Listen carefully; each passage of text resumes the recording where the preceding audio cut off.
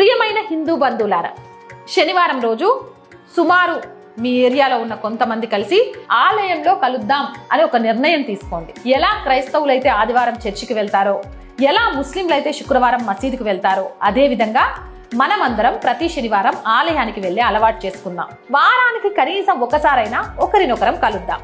ఈ రోజు ఖాళీగా ఉన్న మన ఆలయాలను శక్తి మరియు ఐక్యత కేంద్రాలుగా మార్చుకుందాం. శనివారం 7 గంటల నుంచి 7:30 వరకు ఆలయానికి తప్పకుండా వెళ్దాం. ఒకసారి ఊహించండి, భారతదేశంలో లక్షలాది ఆలయాలు ఉన్నాయి.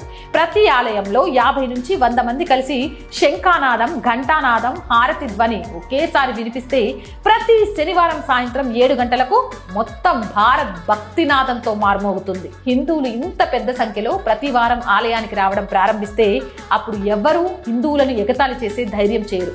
సంబంధాలు పెరుగుతాయి, సమాజంలో ఐక్యతతో బలపడుతుంది. ఈ సందేశం మీకు నచ్చితే దయచేసి అన్ని గ్రూపుల్లో షేర్ చేయండి. ఈ రోజే ఒక సంకల్పం తీసుకోండి. శనివారం సాయంత్రం 7 గంటల నుంచి 7:30 వరకు మనం తప్పకుండా ఆలయానికి వెళ్దాం. ఈ సందేశాన్ని కనీసం 5 గ్రూపులకు పంపండి. కొంతమందికి పంపకపోవచ్చు, కానీ మీరు తప్పకుండా పంపుతారని నాకు నమ్మకం ఉంది. నేను హిందూ అని గర్వంగా చెప్పుకుంటున్నా. మీరు హిందూ అని గర్వంగా చెప్పుకుంటే ఈ వీడియోని షేర్ చేయండి. ప్రతి శనివారం గుడులకు వెళ్ళండి.